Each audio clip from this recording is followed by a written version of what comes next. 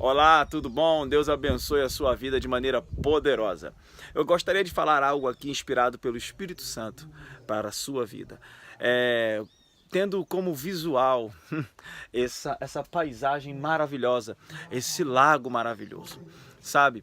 Às vezes nós deixamos aquilo que é fantástico escapar dos nossos olhos, porque olhamos tudo de maneira tão comum e tão simples e confundimos aquilo que é simplório com aquilo que é simples. Jesus era simples, mas não era simplório. Uma vida simplória é uma vida apenas na característica, na atmosfera, dentro da perspectiva da mediocridade, daquilo que é mediano. Não é uma vida pautada naquilo que é extraordinário. E nem sempre o extraordinário vem com cara de extraordinário. Ele vem, às vezes, com propostas simples, mas nunca simplórias. Como assim? No livro de Marcos, capítulo 31 em diante, Jesus Cristo chama, Marcos capítulo 4, versículo 31 em diante, Jesus chama os seus discípulos para passar para o outro lado do lago. Uma proposta simples, uma proposta apenas comum e mais nada do que isso, mais nada além disso.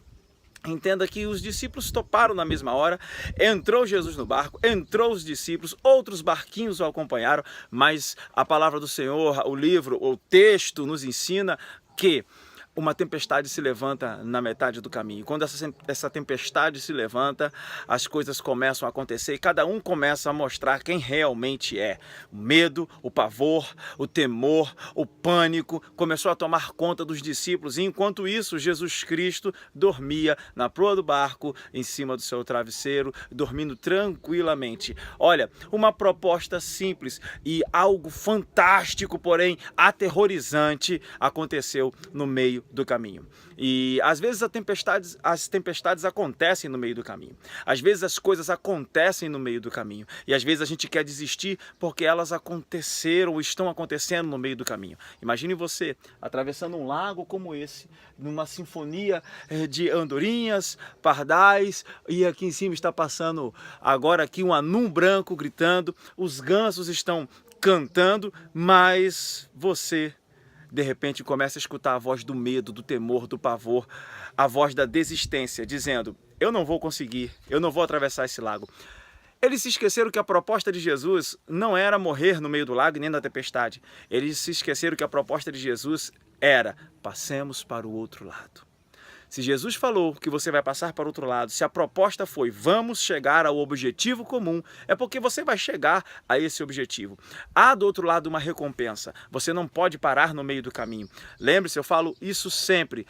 Impossível não é um fato, é apenas uma opinião. Impossível deve ter sido inventado por alguém que desistiu no meio do caminho. Impossível não é um fato, é apenas uma opinião, ok? Se alguém disse que é impossível, fala para ela da seguinte maneira: talvez você viva de maneira impossível porque você vive apenas desistindo.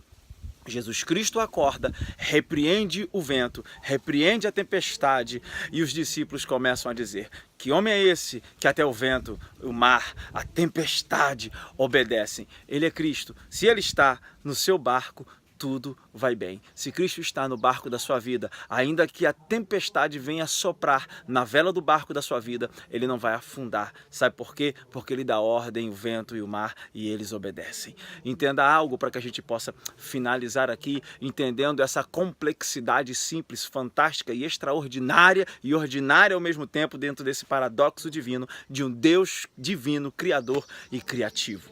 Olha, entenda que do outro lado havia uma recompensa. Do outro lado havia um jovem que estava atormentado por muitos espíritos, por muitos demônios, e que se batia, e que quebrava os seus grilhões, despedaçando-os nas pedras, e nada podia conter, nenhuma amarra, nenhuma algema, a vida daquele jovem.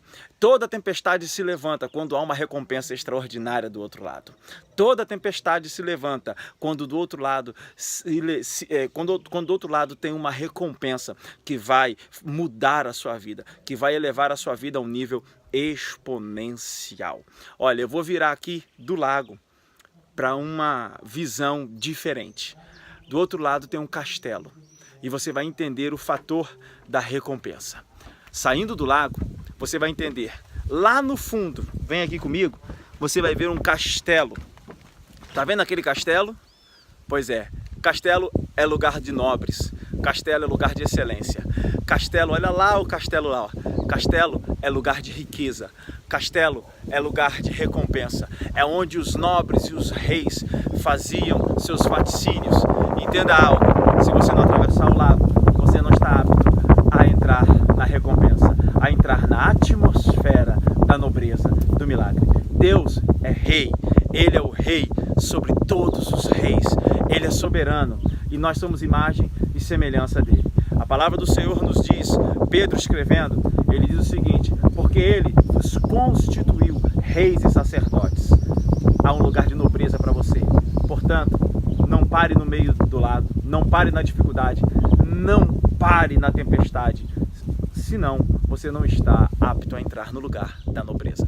Deus abençoe a sua vida, prossiga, siga adiante, porque não há tempestade maior do que o poder que há no nome de Jesus.